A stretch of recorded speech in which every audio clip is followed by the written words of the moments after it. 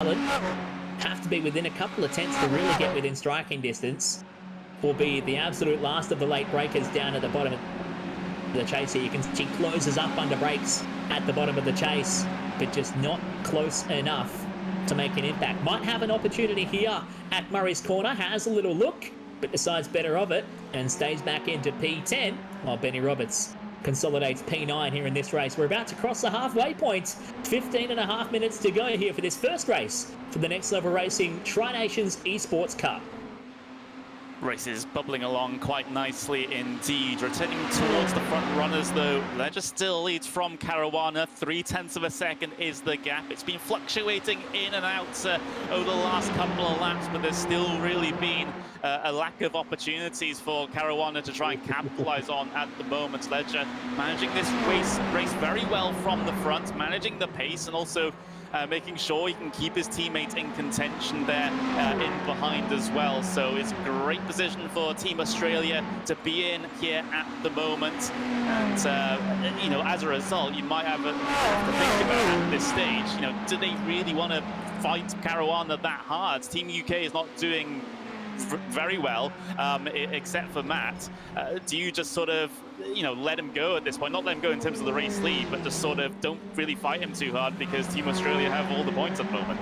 Well, and as well, if you find yourself fighting too hard, one little misstep, one little mistake, and you can send yourself losing 2 spots, even more if you find yourself off the racetrack. So Caruana's better off right now just to stay where he is, play the smart game, play the long game. May have to lose the battle here at Mount Panorama to have a chance at winning the war and getting some points back when they go to Silverstone in a little while's time this afternoon. How much does home field advantage factor into this, Chris? Because we usually see, you know, in other parts of sim racing, in iRacing, the Australian drivers really come to the forefront on their home track of Bathurst. Do you think that advantage is going to switch for Silverstone, or does everyone know Silverstone like the back of their hand?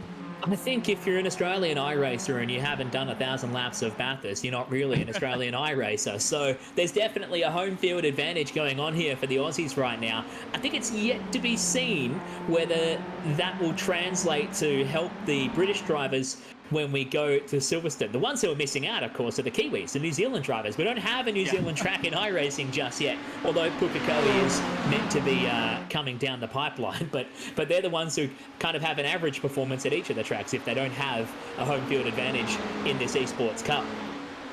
Yeah, they've definitely drawn the short straw here. And, well, the UK has also kind of drawn the short straw here because we have to pick a server to host the race on. And, well, the UK are racing, obviously, you know, from Britain, but the server is in Sydney. So that's a very high ping. However, other drivers have said in the little Discord chat that we have going, it's well, it's time for the European drivers to get a taste of their own medicine when it comes to racing online now, because they don't usually race on Australian servers. Well, that's it, and we're trying to get the opportunity to actually be maybe on the right side of the netcode equation this time around. And sometimes it's pretty brutal for Aussie racers getting in on it as we follow along at the moment. Watching Jamie Stovald right now, one of the leading drivers for the Kiwis. I think there's only 2 in front of him.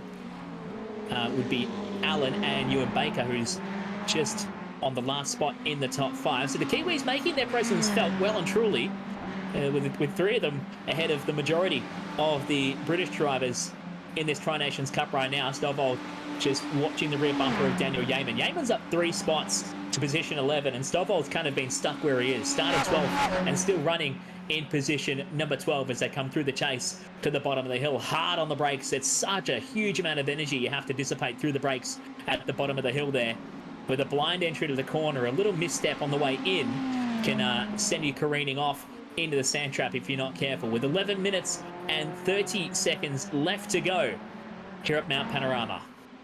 Yeah, seen many a large incident down in towards the braking zone for the chase, not just in sim racing, but of course in the real world as well. Seems to be a very, very tricky spot indeed.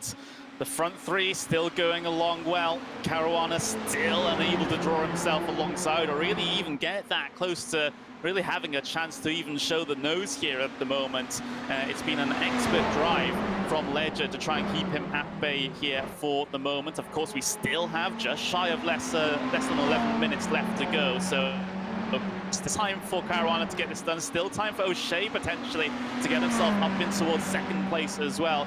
Don't count him out at all. He's been lurking there in the wings and perhaps waiting for a time to strike.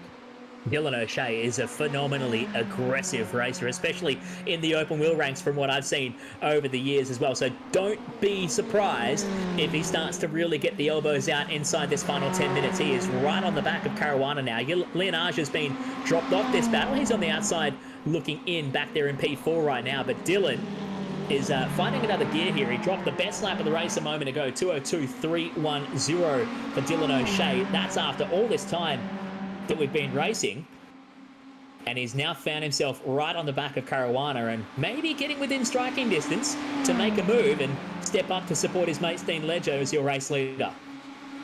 It's going to be tough if Caruana has the draft to try and keep him at bay for the moment. Into the braking zone for the chase once again.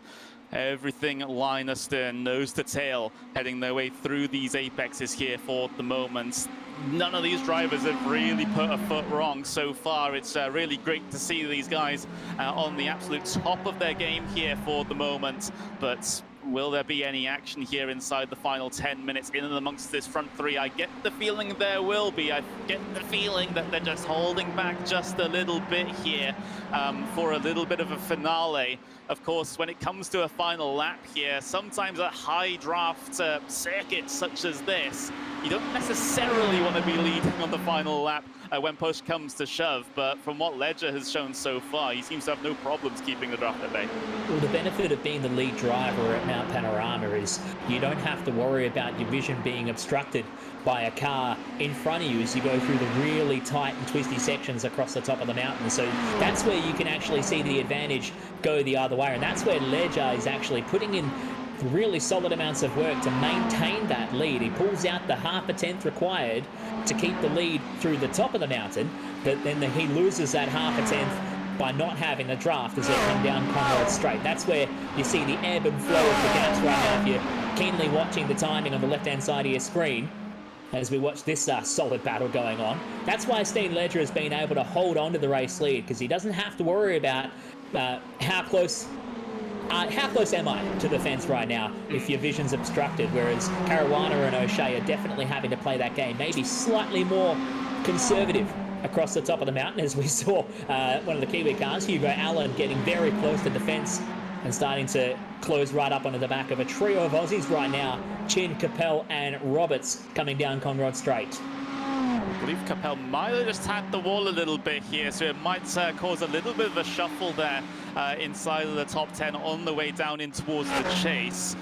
Just saw them fan out just a little bit there, which was a little bit of a cause for concern there, but it seems like they've all sorted it out now. Chin still leads that particular group in there, so not really a change in and amongst those four cars, but that's how easy it can happen sometimes. All it takes is you to graze the wall a little bit, and all of a sudden you've ruined your run out of the Forest Elbow, and you're a sitting duck on the Conrad Straight down towards the kink, and of course in towards the chase as well. And well, that's not even mentioning the potential aero damage that you might get. Absolutely, and how close is this battle that we watch right now?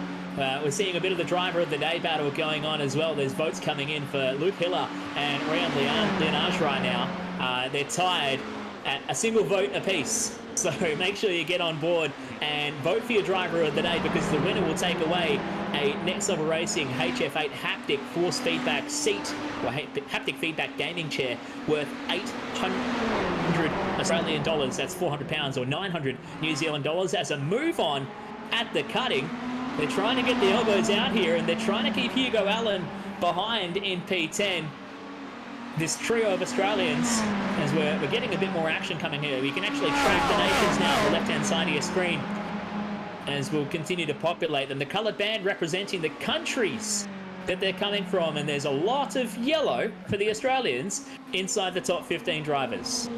Yeah, any Australian fans at home will very much enjoy the display of gold there towards the very top of the timing screen. One Australian driver that didn't have a great lap so far is Chin, because he lost the 2 positions to his 2 teammates there. I'm not sure if he was just struggling on that particular lap or if he has a bit of damage that he's having to try and nurse here for the moment. He was coming under from Alan in and amongst that sequence, but has recovered it somewhat and is able to file back in line with the golden green here on the way in towards the chase. But yeah, it was a sketchy moment there, because of course, you know, you do sometimes have the tendency to get freight trained if you get caught offline. As we watch Jamie Stovall for a moment, just working through. Stovall currently position 12. One of the Kiwi drivers was 3rd out of the New Zealand drivers who pre-qualified at Suzuka, and currently is the 3rd New Zealand driver on track. So that pre-qualifying time really translating quite well to real-world pace here at Mount Panorama right now. As we continue on, Lockie Capel just at the head of this little pack. He said you might have seen him tag the ballers. There's a move for the lead. Ledger on the back foot. Now Caruana goes for the move. And right on the battle is Dylan O'Shea trying to get involved in the fight as well. So the single British driver upsets the top of the throne here for the Aussies at the lead of this race with just under 5 minutes to go. And for the first time so far, Steen Ledger finds himself not leading this race. Here's a replay of the move. Look at Ledger looking for his position on the racetrack. O'Shea in the background, ducking and weaving, trying to find a place to position the car. But that was a textbook move from Caruana to grab the race lead. Great stuff indeed. Such a huge amount of commitment down the inside of there of Griffins. It does tend to tighten up there on the exit in terms of the spacing that you have with the curb and the wall on the outside. But Caruana timed it to perfection. That pass was 2 laps in the making. 2 laps ago, he set the fastest lap of the race. A lap ago, he was basically a couple of hundredths off of that fastest lap. So Caruana really pulling pedal to the metal here at the moment, and he's trying to break away from Ledger. 0.4 of a second is closing in due to the draft here. Has Caruana timed it right?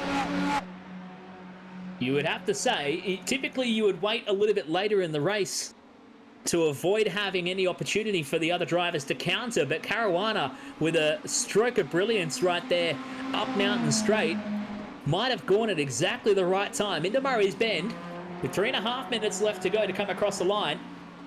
And Caruana holding the race lead. Here's a move here from Hugo Allen, looking hard up the inside of Callan Chin. Callan's not going to give him that much room, and he's not going to send the invitation twice, is he? And Callan will hold on to position number 9, and Hugo has to look for another way around.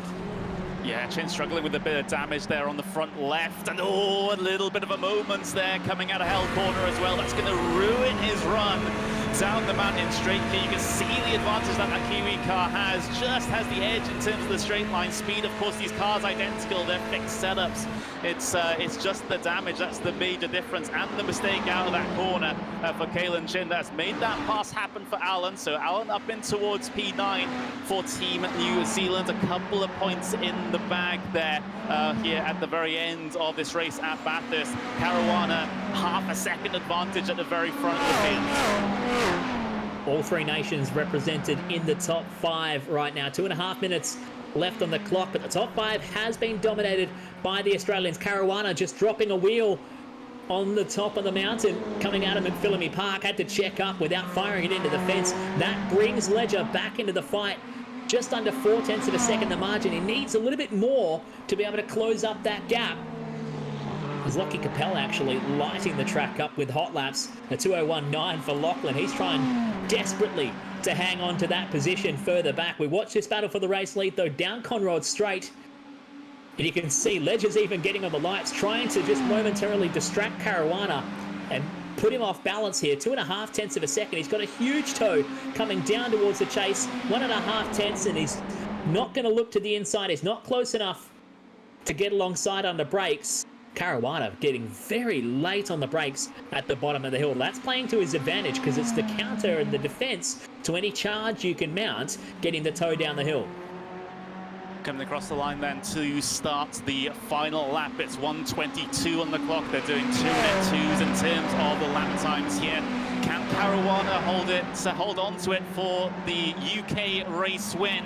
Of course, the vast majority of the points currently heading the way of Australia here for the very moment. So this, no matter how this race lead turns out, I think Team Australia will be very happy with their performance here at Bathurst. Caruana has the gap in towards Griffin's Bend to try and make sure that the move doesn't happen down the inside there, and onto the mountain they come for the final time. Ledger attempting to try and keep up, making sure that that rear bumper of that UK car doesn't get too far down the road, just so that he has an opportunity, at least maybe a look at the end in towards the chase. That's going to be really his final chance to make a charge here. Caruana driving an absolutely brilliant race out from the lone UK driver, anywhere higher than position 17 right now. That's the next of the UK drivers. Adam State all the way down the order in position 17. Matt Caruana is leading the charge, absolutely unassisted as they head across the top of the mountain. Here's a replay here of Caruana just getting it a little bit close to the fence at the top of Skyline. Just scrapes the paint off the left-hand side wall on the top of Brock Skyline, but lives to fight another day as we hit Conrod Straight for the final time here in the first race of the Next Level Racing Tri-Nations Esports Cup. He's bested the Aussies who out-qualified him, and leading the charge for the UK-based drivers, Matt Caruana down the chase for the final time. Steen Ledger can't do anything about it. Might have an opportunity at Murray's Corner if Caruana's a little bit too cautious on the brakes. But I think it is going to go the way of the Brit. I think it is as well. Caruana able to pull off that pass just a couple of laps ago, and now he heads his way across the line as the winner of race 1 here in the Tri-Nations Esports Cup, brought to you by Next Level Racing. The race win goes to the UK, but you have to say the advantage goes to the boys in green and gold here for Australia as they pick up a mountain of points here on the mountain. A mountain of points on the mountain. That's exactly right. They may not have won the battle, but they are currently leading the war as Caruana picks up the win. Ledger second, Dylan O'Shea third, Brown Leonage in fourth. The first of the Kiwis, Ewan Baker, coming home with a P5 run. A great drive for Ewan. Rick Kuznetsov home in position number 6. Lockie Capel P7. Benjamin Roberts up 2 spots from where he started into position number 8. It's worth noting that positions 3 through 7 finished exactly where they qualified. The only change inside the top 7 positions was Caruana and Ledger swapping around for 1 and 2 respectively. Hugo Allen, the next of the Kiwis, in position number 9, and Callan Chen rounding out your top 10, the Aussies. Here's a look at how the move happened that decided the overall standings for the race. Caruana making a late dive to the inside into Griffin's Bend, parked it on the apex beautifully, and held out Steen Ledger to the outside. That was important right there and crucial to keep Steen on the outside line, and inviting Dylan O'Shea to have a little peekaboo and try and make his run towards the front. And that handed the win to Matt Caruana to take it out for race 1 of the Next Level Racing Tri-Nations Esports Cup. Can we just take a moment here? Take a moment, Connery, to take your breath and settle in, because we're going to have a few moments here. We're going to get the opportunity to chat to your winners and your top few drivers. We've got one waiting in the green room right now while we check things out. We'll get a look at the final results here for the first race of the Tri-Nations Esports Cup. Matt Caruana takes it by 0.3 of a second over Steen Ledger. Then you got Dylan O'Shea getting himself on the podium there as well. Double podium for Australia, the vast majority of the top 10 for Australia. As you see the names heading their way down, Leonage there, Baker, Kuznetsov there, Cable. We've got Roberts, Allen, Chin, that round out the top 10. Chin doing very well to hold on to a top 10 finish, in fact, because of the damage that he sustained to the front left of the car. Only ended up losing positions to his teammates, which doesn't really matter in terms of the grand scheme of things, because Australia are going to be scoring the same points anyway. The 1-2 Allen might hurt a little bit there, as New Zealand will end up possibly, in fact, probably going to be coming out P2 in terms of points at the end of this one, but we'll get the double check in terms of that in just a couple of moments. We got Daniel Yeaman there in P11. You got Stovall, Healy, Cleland. You got Serrano, Mara, State, and Janssen rounding out those positions. And then those drivers further down the field that really struggled here today. And a good contingent of the UK cars actually not finishing on the leading lap there. That one's going to be a bitter pill to swallow for Team UK. So here's a look at the points, how they stand. Not surprisingly, the points looking identical to how the race results. Matt Carana taking away 30 points for his efforts here at Mount Panorama. Steen Ledger to second, Dylan O'Shea in third. I can tell you by the live predictions that we have in the background, thanks to FRG and Race Stars TV, Australia, not surprisingly, leading the charge on 117 points for the Nations Cup. New Zealand, second on 44 points. And the UK, a stout third with 30 points to the name so far after the first of two races. We do have a green room and we only have one driver. We'll take the opportunity to chat to your first race winner, Matt Caruana. Congratulations, jumping in the broadcast studio. That's the race win with a brilliant dive bomb at Griffin's Bend. Yeah, thank you very much. Yeah, it was a good race. It was difficult to keep up with Steen. It's really fast, but then managed to catch up towards the end of the race, and saw the opportunity. Had to go for it. How dicey was it running, knowing that you're leading the charge for the UK drivers right now? Your next nearest driver to help you out was down in 17th position. Were you feeling the pressure of being surrounded by that many Aussies at once? Yeah, definitely. I mean, with Dylan behind me as well, it was all about like making sure he didn't go for the move, and also trying to get past Steen, especially with the servers as well. They're all like moving about all over the place and netcode in the walls. So yeah, it was really difficult. How much of the netcode are you actually seeing? Because there's a few times from our broadcast position where we're actually watching your car and you're tagging a wall and your fender gets crumpled in, then it kind of resets a split second later. So how much more buffer do you have to give the walls in these kind of circumstances when you're racing from the UK on a Sydney-based server? Oh yeah, for me, especially when there's Australian servers, it's like I'm just trying to keep a little bit more of a gap to the car in front and just drive my lines. But then when Steen like netcodes the wall or whatever, I have to just be careful and look out for it, because it can be a bit distracting sometimes. But yeah. Well, congratulations, you managed to come away with the race win. Do you think that there's an element of home track advantage from what we've seen so far for the Aussies? Well, I mean, they were all up there in the first one, so yeah, I hope for a good race in this one. A bit more of like a draft track, more opportunity for a proper race. So yeah, it should be fun. So is that then in turn the prediction for the next race is that you're going to have a few more UK friends up in the pointy end of the field? I hope so. You need a friend to give you a tow at this point.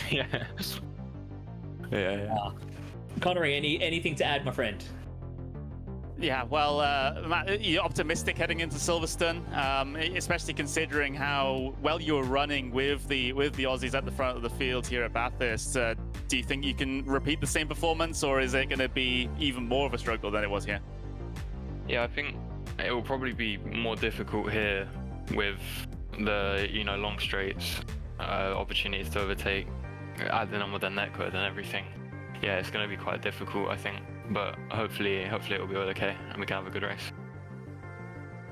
Well, absolutely fantastic to talk to you. I'll leave you, get yourself ready, get yourself prepared and switched on over into the new server. Best of luck for the next race. Thank you. All right, there we go. That was Matt Caruana there. Yeah, P1. It was a solid drive as well, especially considering he doesn't have any help. No one to call in and say, hey, can you slow these guys up, or can you attack a little bit and maybe distract them a fair amount. When the next closest driver is 17th on the racetrack, you definitely feel like you're mounting a fairly lone charge at the pointy end of the field. We've got some fantastic prizes on offer for this event. Thanks to Next Level Racing, of course, the overall winner, based on points from the 2 races being held today, will take away a Next Level Racing GT Elite Light Wheel Plate Edition. That's a lot to swallow. Plus a Next Level Racing ES1 seat with a grand total value of over 1,600 Australian dollars. That's in excess of £815 or 1,735 New Zealand dollars worth of prize pack on offer for the overall winner. But that's not all, Connery. We got prizes up for grabs for each of the top drivers from each of the respective nations as well. Yeah, it's worth recapping this, of course. You know, like you mentioned, we got the prizes for the overall winner, the one driver that takes home the prize at the very end in terms of points. But, you know, we have been focusing a little bit on the whole team situation as well, because it's not often you necessarily get this with a lot of drivers from that one team all competing in these races. You might get 1 or 2 drivers as part of a constructor, but with a format like this, it's always worth noting. But yes, every single driver in the winning team gets themselves a Next Level Racing GT track, which is fantastic to see. It's a great prize on offer. Currently, Team Australia are definitely leading the pack when it comes to that, but of course, all things can change once we head into that second race. Of course, Team UK are looking to try and bounce back from their less than stellar performance here at Bathurst. Maybe going onto a home track would really land them in good stead. But also, don't sleep on New Zealand either. They had a couple of solid finishers here at Bathurst, so they might still be lurking in the background to strike at Silverstone once we get to it. So we're shaping up to have a fantastic second race here. Of course, we've also got potentially that overall winner battle between potentially Caruana, potentially Ledger. Of course, those are the 2 main protagonists that we've seen so far. But again, given there's only 2 races in this event, that can change completely if either one or both have an issue. Anyone who's really finished anywhere near the top 5, giving themselves a stout advantage heading into this second race. So you don't count out the likes of Ewan Baker, who is actually tied with Ryan Leonage right now, leading the driver of the day votes. Check the link in the video description. 6 votes apiece for driver of the day right now between Ewan Baker and Rayhan Leonage, and they are both hot in the running to win themselves a Next Level Racing HF8 haptic feedback gaming chair worth over 800 Australian dollars. That's £400 or 900 New Zealand dollars worth of prize on offer. And it's all voted by you guys watching the stream right now. We've got votes coming in as we speak. We've got votes for Luke Hiller coming in as well, and Jamie Stoffald on the board as well, with 4 and 3 votes apiece so far. 6 votes apiece for Ewan Baker and Rayhan Leonage. So plenty more votes yet to come. We'll be tallying that up at the end of the racing coming up as we just swap servers and we find ourselves floating over the top of Silverstone. Yeah, absolutely. We are here in the UK at perhaps the jewel in the crown of British motorsport, Silverstone. Absolutely fantastic circuit, a wealth of overtaking opportunities around here. It really promotes that side-by-side racing action that we all crave, and it will play host to the finale here of the Tri-Nations Esports Cup, powered by Next Level Racing. We're just coming towards the very end of a little practice, a little warm-up here before we get ourselves into qualifying. For Team Australia, it's got to be business as usual, at least compared to Bathurst, if they want to take the Teams Championship. For Team UK, of course, they have to bounce back here at that home circuit. And of course, Team Australia, New Zealand, what can they do here in the final race of the race day? Still a lot of stories to be told here at Silverstone. And of course, we have that currently head-to-head battle between Caruana and Ledger. But we'll see if that's the same situation once we get to the end of the qualifying, to see if another name can get themselves inside the top 2. Well, it's not really the greatest surprise that we actually have Caruana and Ledger showing up towards the top of your practice times at the moment, according to your timing tower on the left-hand side. But we'll let them filter through and we'll pick them up in qualifying coming up very soon. Ewan Baker and Hugo Allen, your leading Kiwis at the moment, trying to tip their hat into the ring here at Silverstone, 5.89 kilometres and 18 turns. But as we highlighted coming out of Mount Panorama here, Connery, it's a very different circuit in how you can manage the racing. And already Matt Caruana was alluding to that in our post-race interview. There's a lot more opportunities to actually utilise the draft here. Despite probably having less overall length of straights, you can use them better to your advantage and get up the inside. Well, look, there's ample opportunity at the end of these straights to try and get it done. Of course, at the end of the Wellington Straight, heavy braking zone. At the end of the Hangar Straight, not so heavy braking zone, but we do see a lot of pass attempts coming in towards Stowe, and then on the brakes into the chicane at Vale and Club. So those are the two main points on the circuit to really be looking at. We've also got potentially the opportunity to stuff it down the inside at Luffield as well. So a wealth of chances as we get ourselves qualifying started. Drivers getting out there on the circuit now. Of course, it's in their best interest to go out as a country group so that they can all slipstream off of each other to try and get the best qualifying time.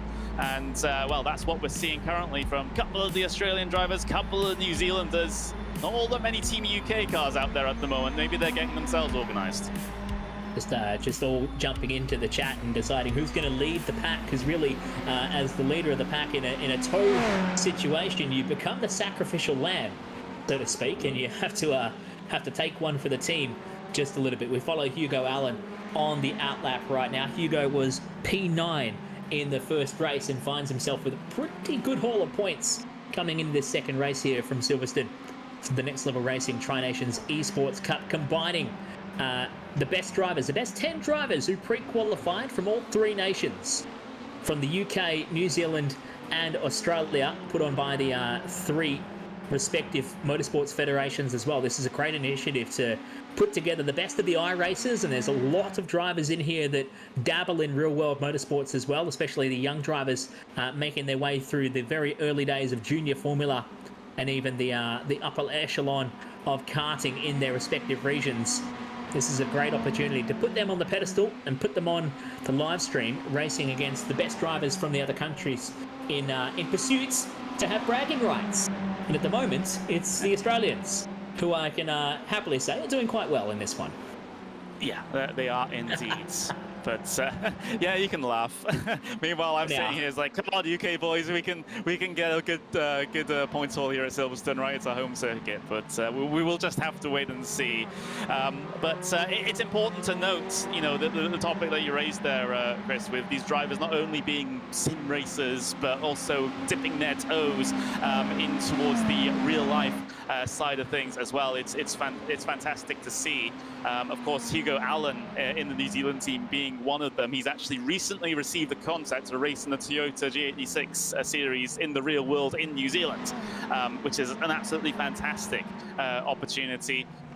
We have many other opportunities in sim racing potentially to get these guys transferred over into the real world. It's happened time and time again now. You know, I used to be able to count the amount of sim racers that went into the real world on 2 hands, but now I need like 15 hands because there's been so many, and it's a great development and learning opportunity for these drivers, you know, especially considering the fact that it's so expensive to get into real world racing. You're talking thousands and thousands of whatever currency you want to name to try and get into karting for a season, and even then there's no guarantee that you'll be able to get anywhere. But with sim racing, it's such a low barrier to entry that we might be seeing talents out there getting themselves a good shot at getting a real world drive when they might not have been able to finance it previously. And that is one of the special things about sim racing. It levels the playing field in that aspect, so no one is necessarily that much more advantaged than another.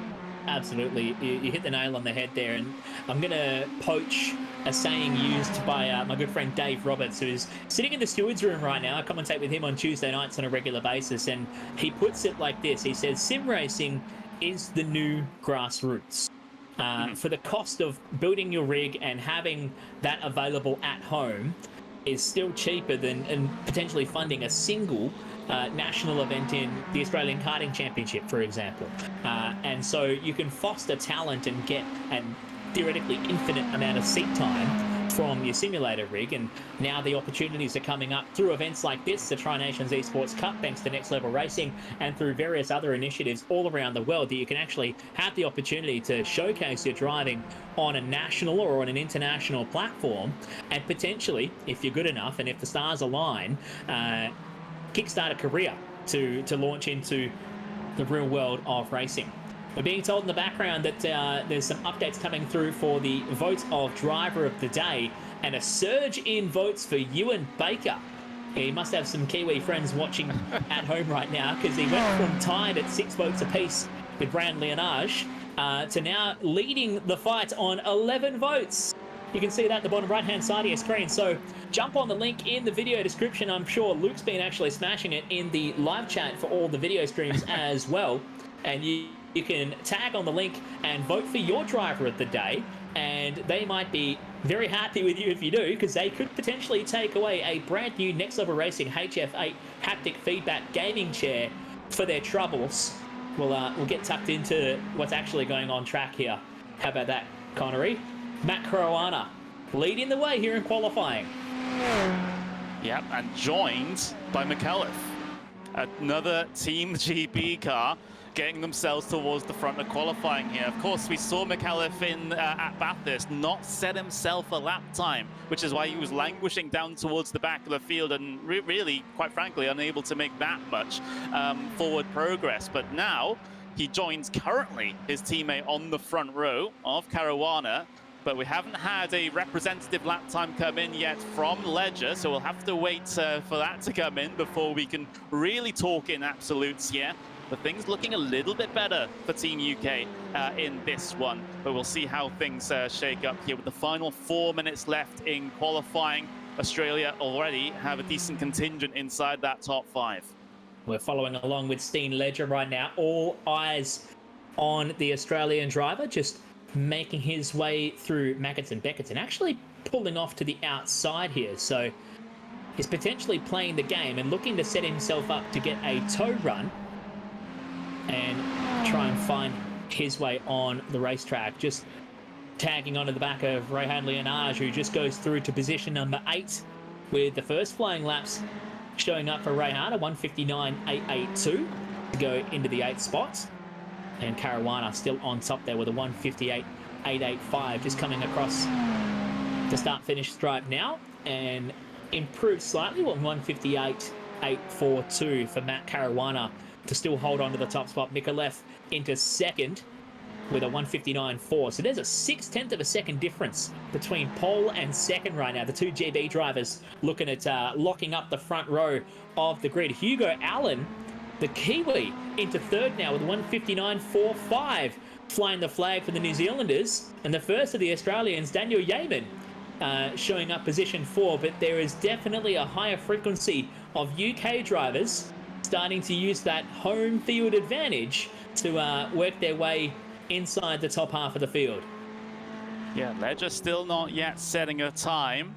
Time is of the essence here at the moment. Maybe a couple of invalidated laps at the start of the session has really ruined Ledger's run here for the moment. Same with Kalen Chin as well, one of those drivers that we saw at least making moves in the early stages of race number 1. Of course, fell towards the back due to damage later on in the race, as we see a couple of cars spun out into the grass and the gravel there. So their laps are definitely going to be over after an instance like that. But as we see Steen Ledger head his way through here for the moment, Baker gets himself up in towards P8, so a top 10 qualifying position so far for the New Zealander, as well as, of course, the lead of the driver of the day at the moment.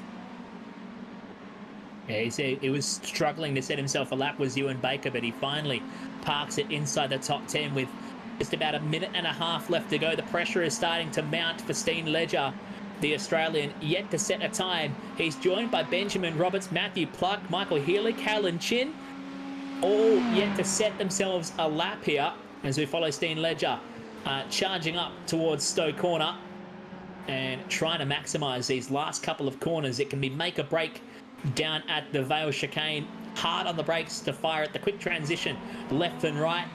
And right now you're thinking about when can I squeeze the pedal, get the power on through club, and open up the exit of the final corner. Can Steen Ledger park himself in the field somewhere? He goes rocketing up the order to number 2 for Steen Ledger.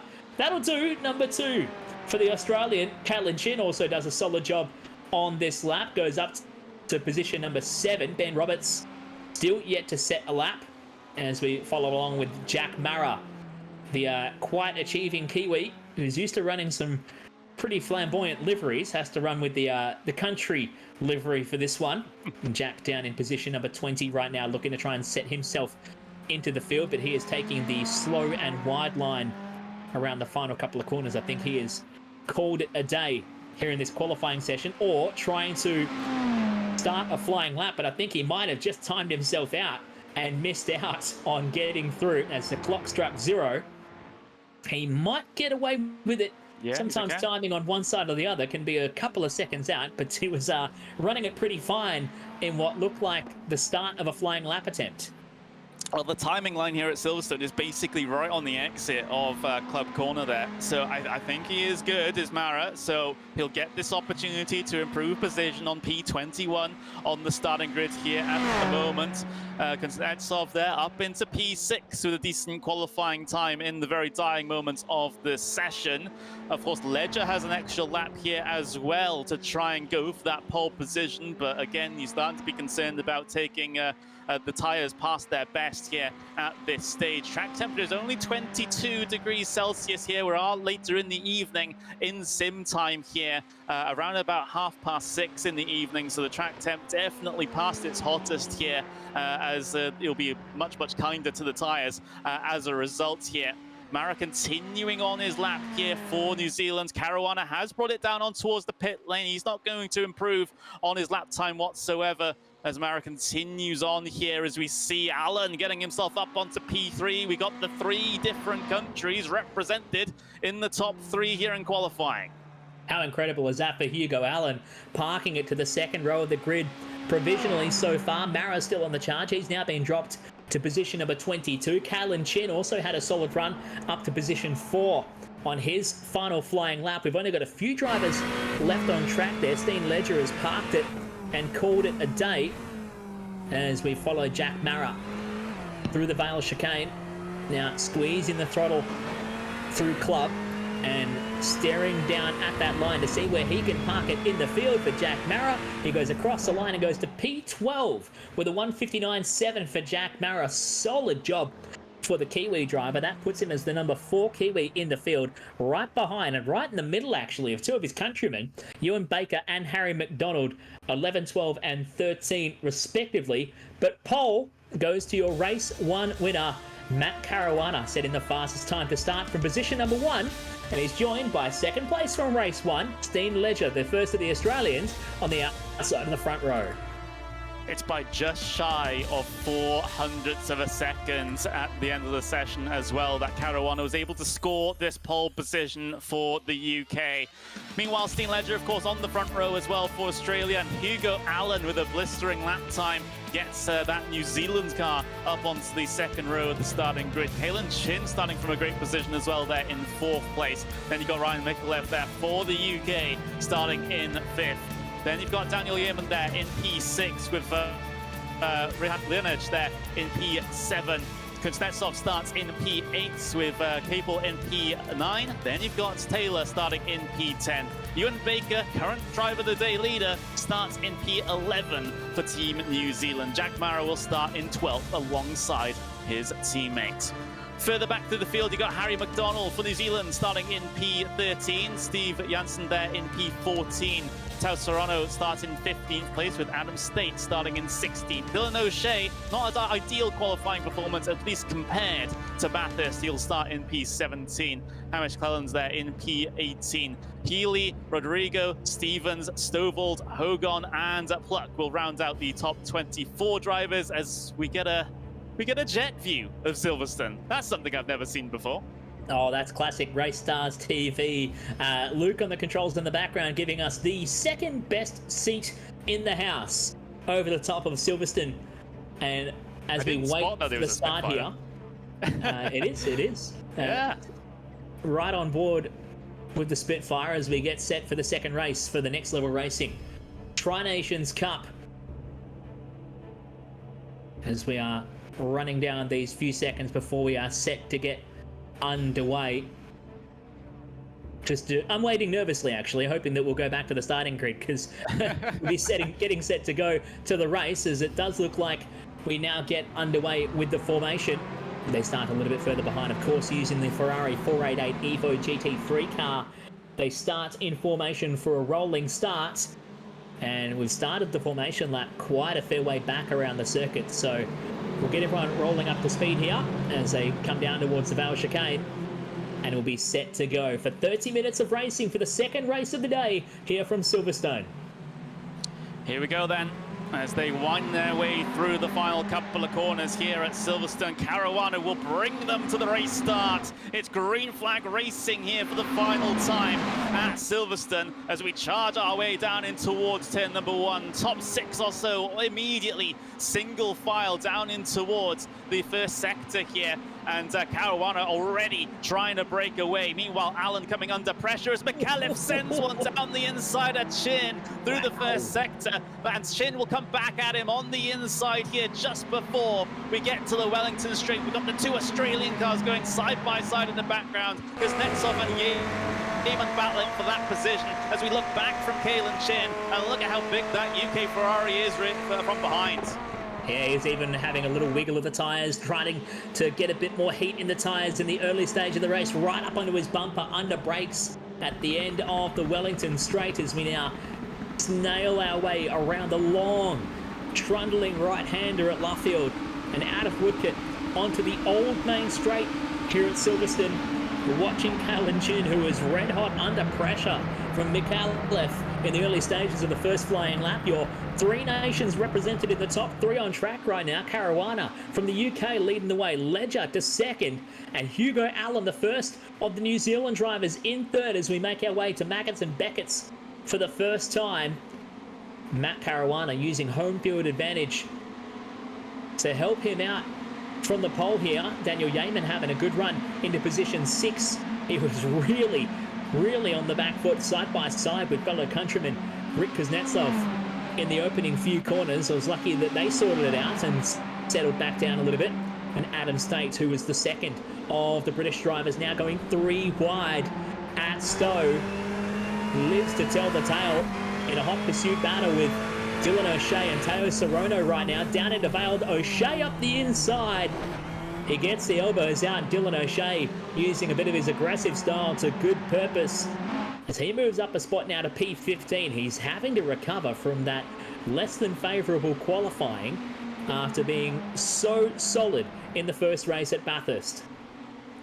Yeah, it was a surprising qualifying for the wrong reasons for him, but trying to get that recovery going already. We might have McAuliffe versus Chin Part 2 on the way through the loop, and coming up through Aintree now on towards the Wellington Straight once again. I don't think McAuliffe will have the advantage here with the draft on the brakes in towards Brooklands, just a little bit too far back as far as I'm concerned there. So we'll have to wait and try and make that opportunity another day. We've got ourselves an update in terms of the driver of the day. It's Ewan Baker still leading by, well, with 42.6% as we have battle out there on circuit. Baker trying to keep an Australian at bay. That's Lineage.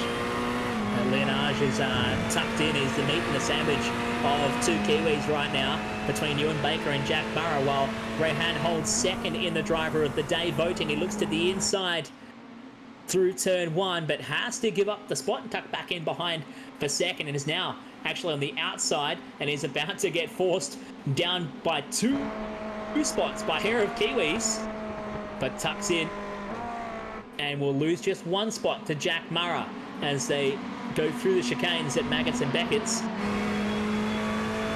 This is some very hot racing here down the hanger straight, and look at how Adam State just tucks in behind, gets the advantage of the toe, then pulls out to get a bit of clean air and a good braking position. Actually opened up the entry to the corner at Stowe very nicely. We knew Silverstone would produce some better racing and more opportunities, but this racing is almost going 3-4 wide into the Vale chicane.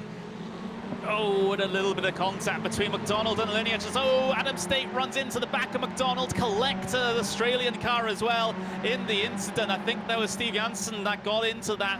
No fault of his own whatsoever. Instant in towards the Vale here as Harry McDonald tries to recover that car back towards pit lane, potentially, if it's too damaged. But you can see this attempting to go wheel to wheel through the Vale. But McDonald getting the worst end of the stick there. It was Steve Janssen that unfortunately was the innocent party getting caught up in that incident.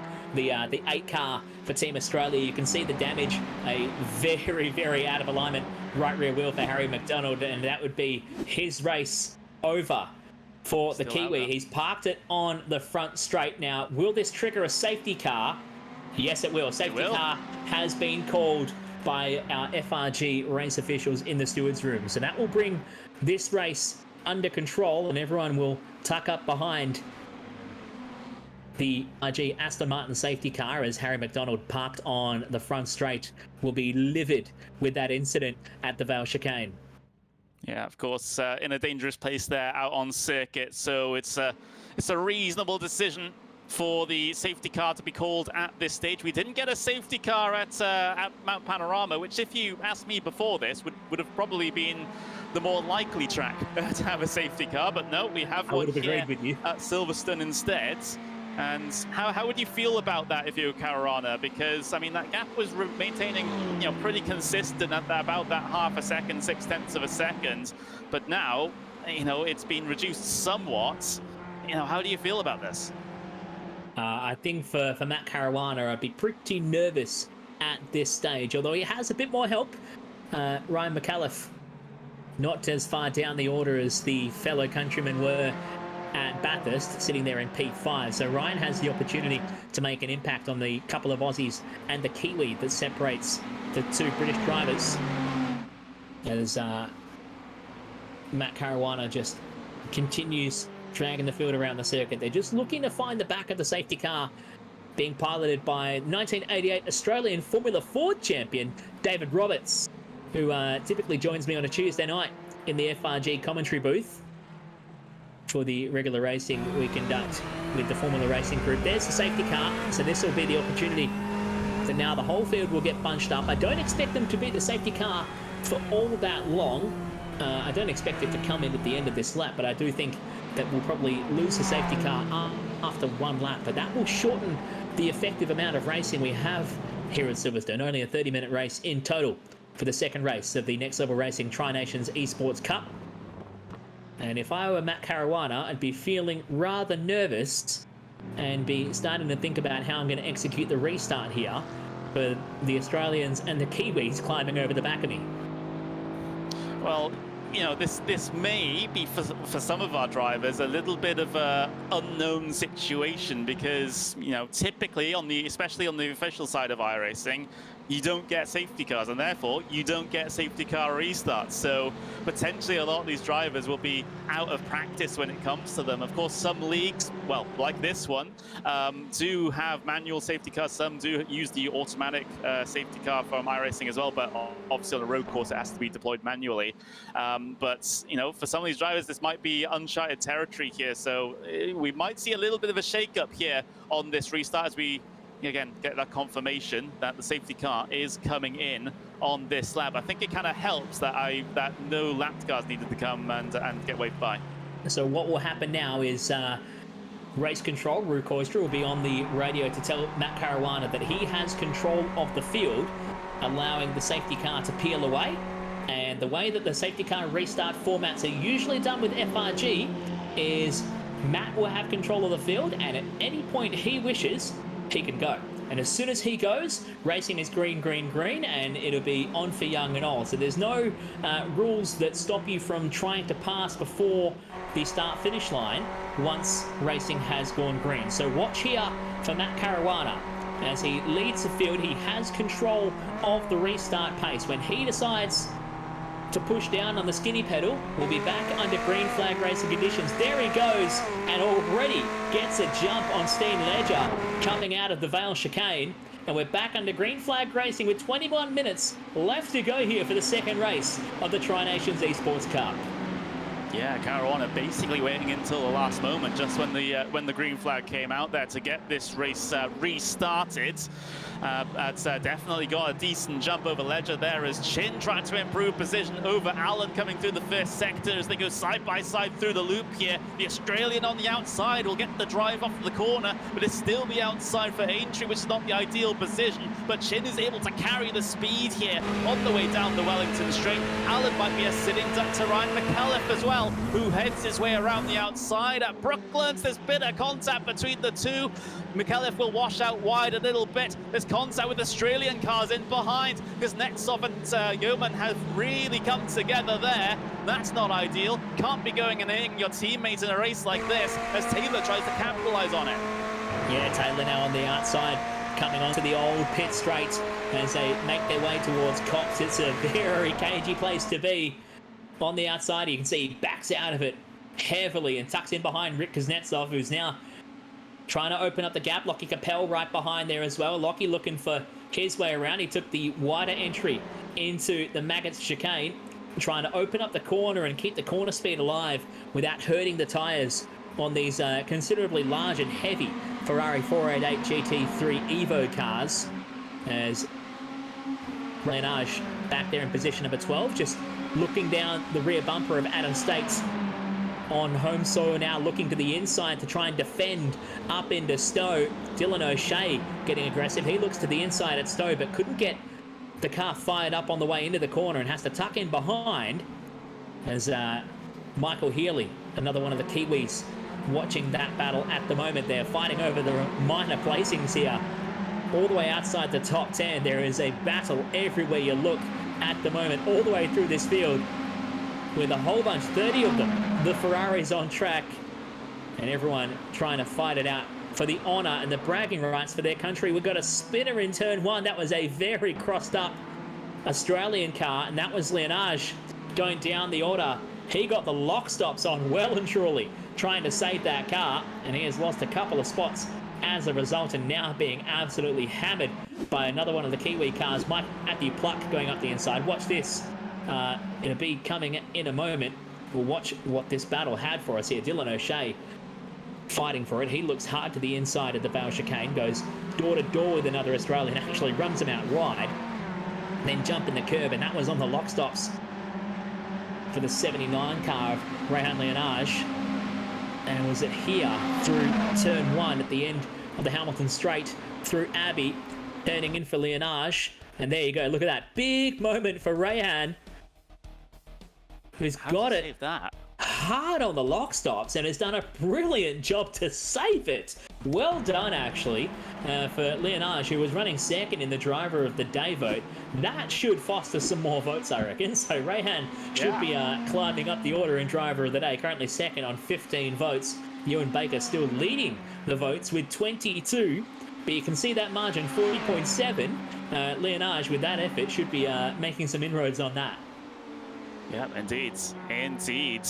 But look at the gap Caruana's been able to establish, up to 1.7 seconds now in the couple of laps that we've had just after the safety car here. So Caruana really pushing at this stage to try and maximize the gap, and it might result in a championship win for him at the end of this one in 17 minutes time. But we're seeing the battles go on once again. Adam State down the inside of O'Shea that time around. We got Healy on the back of this one, looking to try and get himself involved as well. But there does seem to be a lot of elbows out here at Silverstone, at least compared to what we saw at Bathurst. Especially at the Vale chicane, there seems to be an incident at that chicane complex every lap of the race so far. Cars going in too wide and fencing each other off the racetrack. We saw flashing up on screen a moment ago a drive-through penalty for the man in question moments ago. Rehan Leonage getting scored for a drive-through penalty, causing an incident on lap 5, so he had to go peeling off to the pit lane and rejoins back in 24th position. So that will hamper his charge in this race, as Dylan O'Shea, looking up the inside of Adam State, almost feeds him a door at the end of the Wellington Straight. And now State under pressure from Healy, who's going around the outside all the way around Luffield and gets the job done. State losing another spot here. Let's see the replay of this move. O'Shea actually didn't get up the inside and just was a big opposite lock moment there for State on the outside of the turn, losing the position. So I'll take that one. I did Dylan Noche a bit of a disservice saying he got the door out of him. But Dylan, an ever-aggressive young driver, now up to position 11 for the Australians. Yeah, indeed, Australia still on top in terms of the points coming into this one. There's Steen Ledger running around with his teammate there of Chin, but they've really been unable to match the pace of Caruana, who's extended the gap up to 2.3 seconds now, and we'll see a battle potentially between Ledger and Chin here. Well, if they feel that Caruana's gotten a bit too far away, then they might be tempted to try and have a little bit of a scrap for position there. But with Alan as close as he is and trying to close them down, might not be best advised here in this situation as we hit the halfway point in the race. Caruana looking to try and go on for a bit of a Sunday morning drive as it is here in the UK at the very front of the field, not having to worry about any battles here just yet. He can't take his mind out of the game though here, Chris, because that one little lapse of concentration, you know, pushing wide a little bit, getting the car upset, and then bam, you've lost a couple of seconds and potentially the race lead as well. Well, that's it as he continues to lead this way. The way it stands at the moment, looking at some of your positional point standings, we've got some live calculations running in the background. If Callan Chin comes across the line in third, would go tied with Hugo Allen in the series standings. It would actually be a three-way tie with Ewan Baker, Hugo Allen, and Callan Chin. So Chin needs the points more than Ledger does.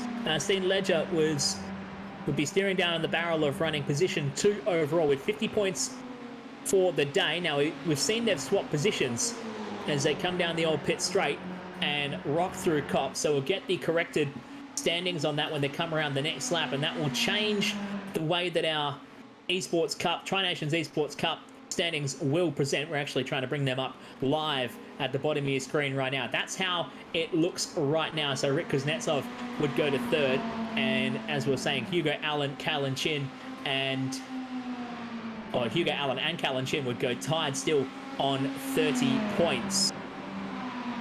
So Callan still needs some points to try and go to third in this point standings for the Tri-Nations Esports Cup. There's your Nations live prediction as well on the bottom right hand of the screen. And Australia currently looking at a 215-point haul for the two races here today if the positions stay as they are with 13 minutes to go. Yeah, Australia dominant in terms of the country standings here at the moment. No surprise considering how Bathurst went and how Silverstone is currently going for the Australians. It's been a great day at the office for them. What they might be missing out on, though, is the overall series winner. That's going to be potentially Matt Caruana if he can bring home that 3-second advantage here at the very end.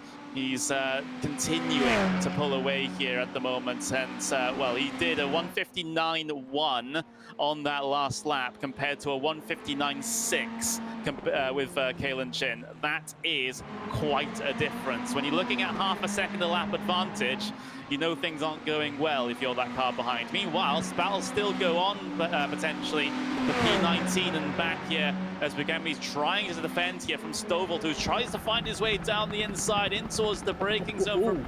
He heads himself ahead just about. No, there's still an overlap, but there's contact between the two. The Kiwi gets sent out into the grass and falls down the field.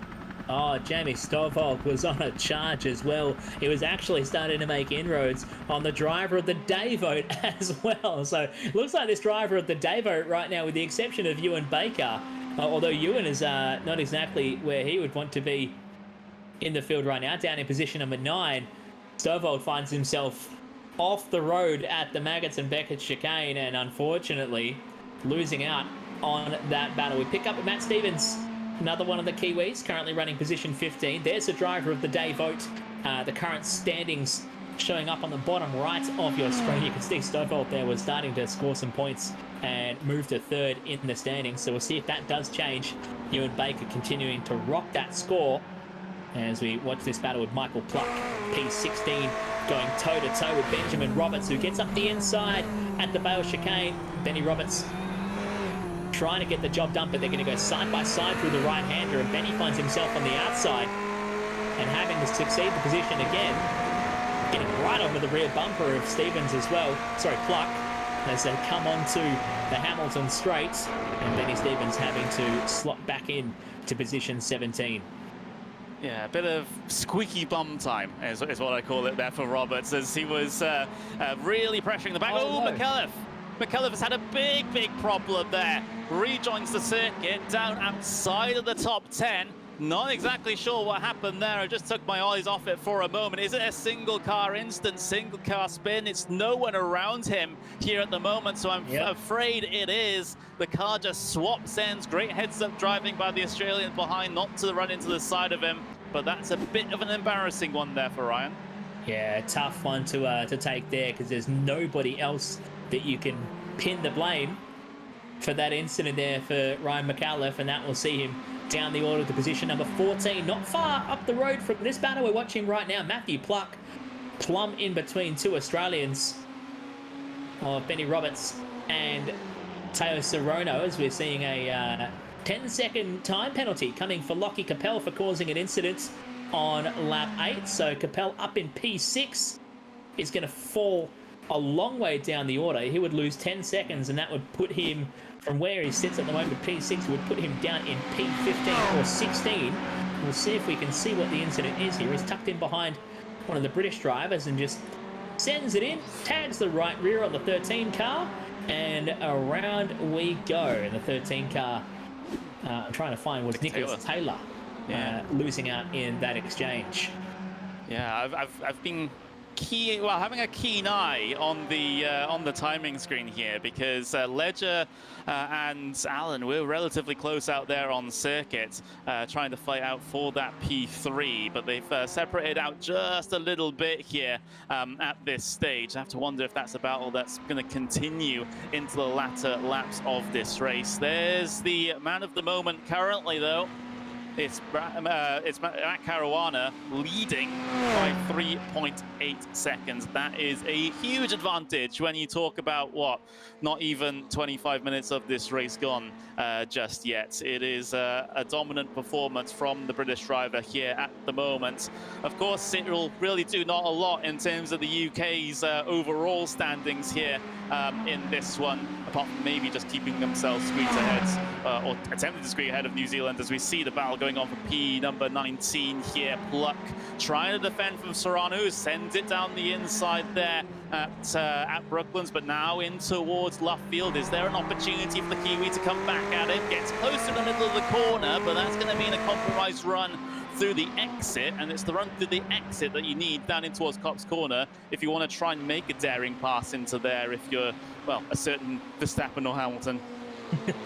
If you've got those kinds of qualities, then you can absolutely go for it. Into Maggots and Beckett's, we pick up this battle with Michael Healy, currently having his rear bumper assaulted by young Dylan O'Shea, the young Australian who's sitting position 10 on the racetrack right now. Dylan currently staring down the barrel of being 5th overall on combined points after the two races, who would be actually leading what is currently a 4-way tie between himself, Ewan Baker, Hugo Allen and Lockie Capel. Now Lockie, due to take a penalty, his 10-second time penalty from this race, would see him tumbling down the order for your overall predicted standings. But Michael Healy is currently just doing whatever he can to stay in front of young O'Shea, who has a little look down the Hamilton straight, not close enough to make it happen, through Abbey, using all of the road on the exit of the corner, and sets you up nicely into Farm Curve. Now hard on the brakes into Village, and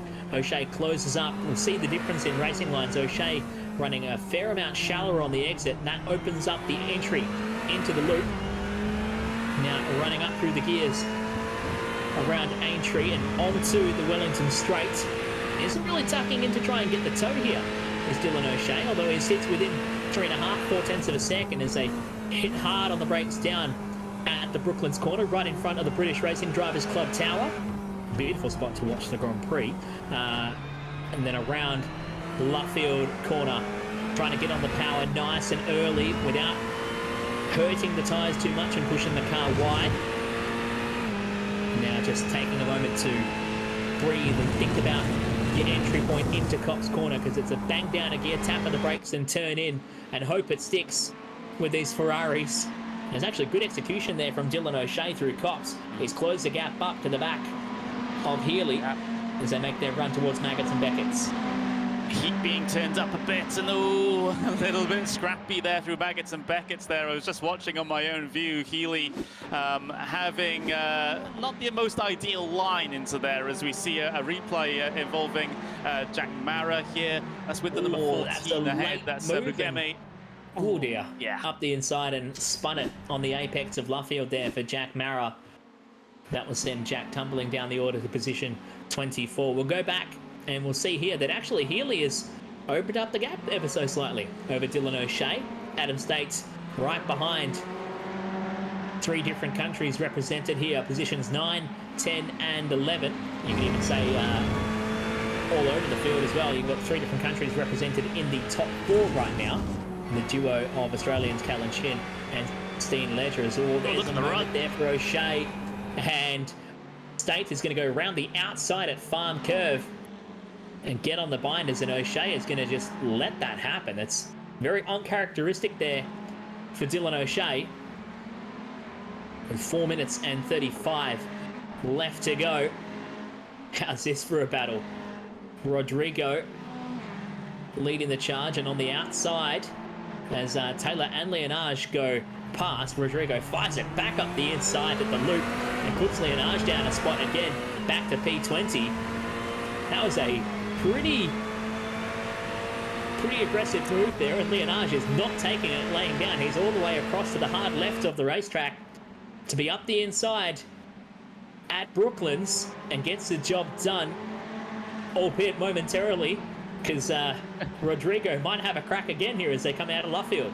Yeah, this is great racing here back in the pack. You don't have to look towards the front of the field. In fact, you can't really to find some great racing out there. These guys still giving us a very, very good show at the very end of this event. Of course, we got this grouping of the UK cars here. Leonage involved in the thick of it, it seems, here at this very late stage. Rodrigo attempting to try and lock onto the bumper. As we see further back through the field, we've got Mara attempting an overtake on Reed here as well, as Reed pushes wide through Copse Corner. Here comes the opportunity for Mara to sweep around the outside of Maggots and get that position on lockdown. Absolutely fantastic stuff there from Mara, capitalizing on that opportunity of the car ahead pushing wide. There's Caruana now up to 5 seconds ahead of Chin at this stage. It's basically a procession for him at the very front of the field. He's got no concern of what happens in behind here, at least for the moment. He can even just ease off a little bit. I doubt he will. I don't think he's the kind of driver that will ease off a little bit at the end of the race. He wants to try and win this in dominant fashion. You can see on the graphic in the bottom right how that gap has grown over the last couple of laps, and it's by significant margins every single time. 0.3 of a second, 0.4 of a second. It seems like there's no touching Matt Caruana, especially inside the final 3 minutes that we have of this race to run. In terms of close battles out there, though, things have spread out just that little bit. Of course, we do have a close run thing between Taylor and Leonage. Of course, we do have Alan involved in the battle for P3 as well, trying to track down Steen Ledger, actually gaining about 0.5 of a second on that last lap in his particular effort. But it's going to be a very, very big ask here right at the very end to do anything about it. Although Ledger pushing wide, coming through the exit of the Copse Corner, it's not really going to help his case. No, not at all, but he is going to still hold on to that 3rd position for the moment.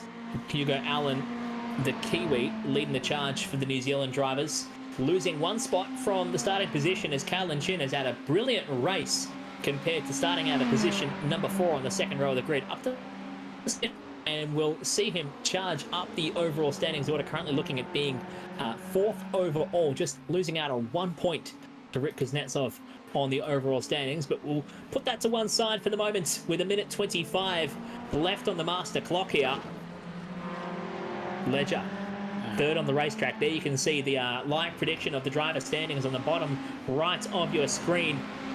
You see Steen Ledger to be 2nd overall, rather unable to be beaten for that position, considering his standing so far. But a spin or something to happen in this final moment will bring all of that hard work undone in the final lap of the race.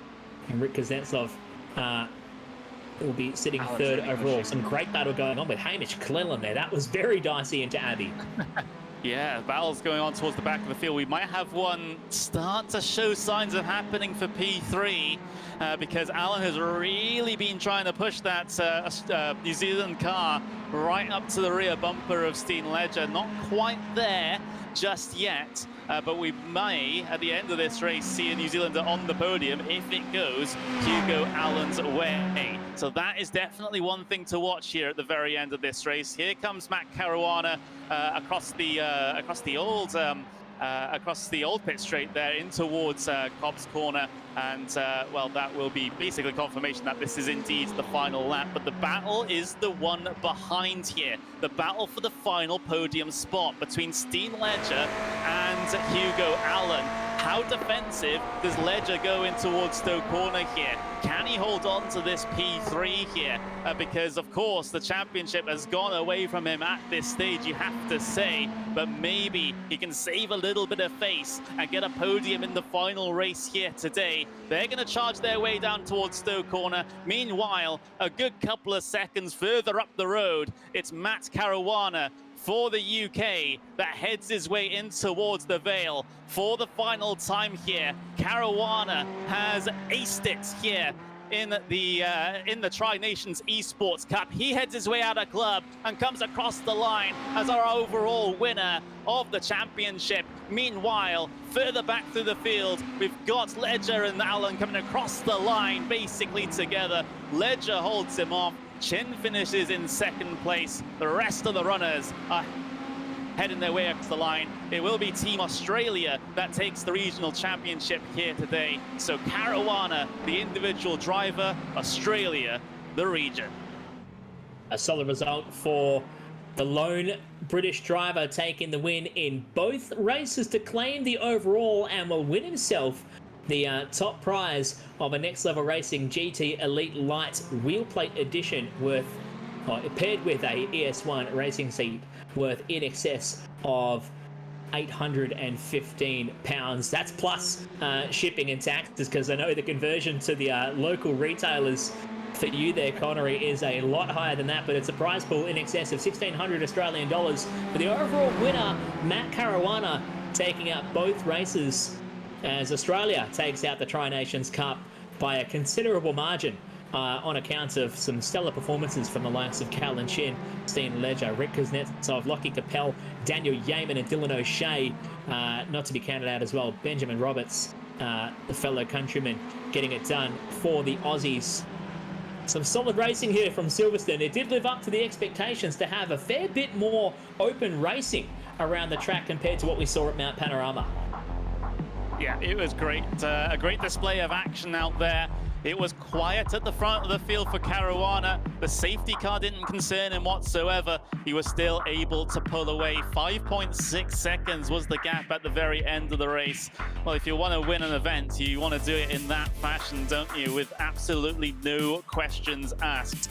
Callan Chin will finish in P2 here with Steen Ledger in third place. Hugo Allen getting a fantastic finish there for Team New Zealand, finishing in fourth place. Yes, it was close to a podium, but it's always that wanting of an additional lap there to try and make that happen. Kuznetsov finishes in fifth place with Capel in sixth. Yeaman will round out the top 7 cars. Ewan Baker will be in P8, and we'll get confirmation of the Driver of the Day Championship here in just a moment. We've got Michael Healy there in P9 with Adam State rounding out the top 10. O'Shea in 11th with McKelliff 12th. Clellens, Stevens, Roberts, Pluck, Taylor and Leonage will round out the top 18 competitors here at Silverstone. And then towards the very back of the field, you have drivers that perhaps did not have the best of events here today. A couple of laps down, couple of retirements. You got James Hogan, Harry McDonald down there with laps down. It's not a great day for them, but I imagine a lot of the drivers will definitely be very appreciative of being even able to compete in this event amongst their fellow countrymen. for these great prizes. Of course, you know, Caruana coming out on top at the end of the day. In terms of driver of the day, though, we can confirm that it's Ewan Baker that takes the prize. A solid run for Ewan as well to take out the driver of the day after coming home position 8 and being the second of the Kiwi drivers and New Zealanders in this second race. I think it's time. We're just waiting on a couple more of our drivers to bump into the green room before we start to drag them on in and have a chat. We are actually waiting on your overall drivers champion, Matt Caruana, who's just a bit of fun turning around his fellow countrymen and causing a bit of mischief on the cool-down lap. Why not as well? There's confirmation of the overall standings for the Next Level Racing Tri-Nations Esports Cup, confirming Matt Caruana as your overall winner, taking away the grand prize of the Next Level Racing GT Elite Light Wheelplate Edition. Steen Ledger coming home in second and leading the Australian contingent to win himself the regional award of a Next Level Racing GT track worth 1,200 Australian dollars. Rick Kuznetsov comes home third in the overall standings from Callan Chin and Dylan O'Shea. Look at that, a point apiece separating the three Australians. Ewan Baker cashes out beautifully though as the first of the New Zealanders, a little bit further behind, tied on points with Dylan O'Shea. Ewan taking home the regional prize of the Next Level Racing GT track for being the first of the New Zealanders in the championship, and he wins himself the driver of the day, the Next Level Racing HF8 haptic feedback gaming chair. I think it's time, Connery. We're going to drag in some of our winners here, so bear with me for a moment. I'm going to drag a few of our drivers into the broadcast studio. We'll start with your overall champion, 2 race wins going the way. Congratulations, overall champion Matt Caruana. Yeah, thank you. It was that was a good race, that one. The car felt really good, so yeah, just managed to keep the pace going. Yeah. That was a dominant performance. You were pulling out lap times that were, at some points of the race, half a second a lap faster than the rest of the field. We were talking earlier, and we were quite coy about it, and you were keeping fairly tight lips after the Bathurst race. Is that the home field advantage that we were expecting? Well, it must be, because I don't know. I just got in and the car felt good, the pace was good, and I just focused on keeping the tyres. But yeah, it must be. A solid result nonetheless. So what are you going to do with your overall prize thanks to Next Level Racing? You score yourself a GT Elite Light Wheelplate Edition, a solid rig for sim racing. Yeah, it's a great prize. I really appreciate it. So yeah, I'm going to have to pay it up. Fantastic. Congratulations once again. Connery, anything you can add, my friend? Well. It looked very easy at the end there for you, Caruana. It's do you expect it to be that easy in the final race here at Silverstone? Were you expecting for the Aussies to run you a little closer, or was this something you were hiding up your sleeve? No, I mean, obviously Steen and Kaylin, I know them. They're both really fast, so I wasn't really expecting to drive off. But yeah, it would have been fun to have a proper race if we had that. But yeah, still really happy. Oh, thank you very much, and go and enjoy the overall win, and go and enjoy the prizes once they get to you. Thank you very much. We'll jump on. There we go, Chris.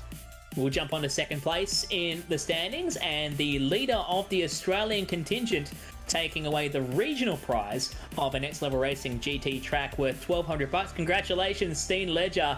Some solid races, mate, losing out the win in that first round at Mount Panorama, but you had some work cut out for you in this battle here at Silverstone. Yeah, I knew coming in that Bathurst was where my chance was against Matt, because I don't feel particularly comfortable around Silverstone, but he just caught me off guard with a good move, so can't argue with that. And then once he got ahead, nothing I could really do. And here, yeah, just a better driver. Mate, you had a solid battle there, burying in the fight with Callan and fighting it out with Hugo Allen at the late stages there. Were you nervous about just doing your best to try and keep it on track and pick up some points?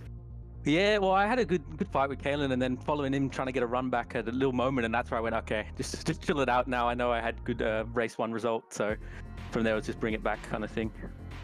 Well, for your troubles, you take away the prize worth $1,200 for the GT track thanks to Next Level Racing. What are you going to do with your new prize? Oh, it's awesome that this is all supported by Next Level Racing, so use it and do some more racing with it. And we'll put you on the spot now, because as the leading driver for Team Australia, who take out the Tri-Nations Cup thanks to the Aussies, on behalf of all the Australians, who do you have to thank? Oh, I got the guys back in my team at Grit and Go Esports, and then all the Aussie guys, of course. Thanks for rocking up and being quick alongside us, because I think looking at the start of both races, a lot of Australian liveries, which was good to see. It's always fantastic to see. Congratulations once again, mate. Second overall in the championship and the leading Australian driver in the Tri-Nations Esports Cup. We'll quickly chat before we get to Ewan Baker. Congratulations going the way of Rick Kuznetsov for third overall in the standings. Unfortunately, no prize for you, Rick, but a solid result nonetheless.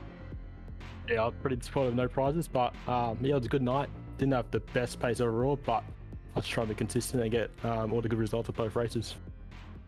How much fun is it to be teaming up with your fellow countrymen to try and put on some good battles? And you ended up taking third in the overall standings by a mere 1 point. But it must be a lot of fun to be able to team up with the fellow Aussies and get out there and have a blast. Yeah, 100%. It's an honour to represent the Aussies. Everyone was quick out there, so yeah, it was good fun. A solid result, mate. Congratulations once again on third outright. Thanks, mate. And last but certainly not least, the top New Zealand driver. I think it was it 6th overall? I'll just confirm that. Yes, it was 6th overall. And you got a few friends out there, mate, because you took out the driver of the day vote. Congratulations to Ewan Baker. Yeah, mate, New Zealand behind me, apparently. It's nice to know I've got some friends out there. Considering you're not a native New Zealander, that's fair to say.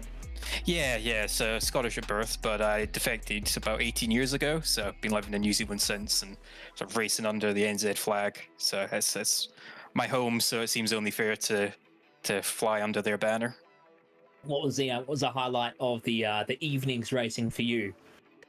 Oh, I mean, it was just tough out there. I knew coming in that it was going to be a mission to fight these guys. Absolutely rapid, and standing on the grid and just seeing a sea of yellow and green cars around me, I knew the Aussies would be coming out swinging. But yeah, just to mix it up with these guys is great fun. I had the battle through Bathurst trying to keep Rick behind me, which was definitely pretty tough. A lot of pressure being piled on. And then Silverstone was good fun as well. I had a good little scrap with Rehan early on as well, which was, a lot of fun. So it's good to go wheel to wheel with these guys. A fantastic result in the end, mate. And to be the top Kiwi, you win yourself a Next Level Racing GT track worth, I'll find it in your dollars, hold on, 1,300 New Zealand dollars in excess of that. Plus, you take out the HF8 haptic feedback gaming chair. That's worth $900 in excess of in your home country. That's an awesome prize pack thanks to Next Level Racing. What are you going to do with the prize? Oh, I need to start setting it up. I mean, I've been racing on a homemade rig for the last couple of years, so it'd be nice to have something a bit more high spec. Yeah. So yeah, not bad for a night's work. And not bad at all, mate. Yeah. And just a big shout out to everyone that voted for me. It's just, fantastic to know that I've got a sort of growing fan base supporting me. And yeah, big shout out to the team Kiwi Sim Racing as well for all their support. It's been, it's fantastic knowing you've got some really solid people around you. Well, I look forward to seeing you again on Tuesday night. On a side note, in the FRG series, we'll get you back on track on that one, mate. But enjoy the prize, enjoy the evening, and I can't wait to see you rocking the new NLR rig coming soon. Thank you very much. Well, that is done. Connor Umatic, what a great night of racing for the first time we get to run something like this, the Next Level Racing Tri-Nations Esports Cup. It's been a pleasure, but the Aussies, mates, we got it done.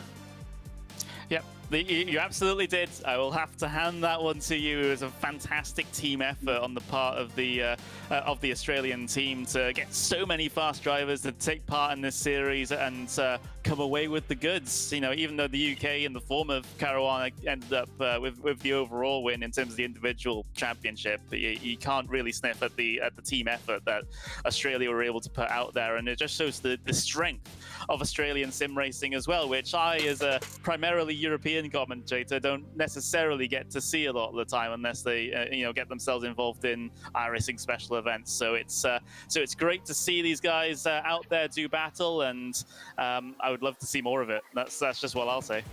Oh, we can't wait to put plans in place and maybe do it all again. A special thank you to everyone behind the scenes who made this happen, especially all the people co-hosting this event from Motorsports Australia, Motorsport UK and Motorsport New Zealand, plus the team at FRG Formula Racing Group, and Luke from Race Stars TV for bringing us a broadcast. My name's Chris Mitchell, joined alongside Connor Matic. It's been a pleasure to bring you the Next Level Racing Tri-Nations Esports Cup. Maybe we'll get to do it again sometime. Good night.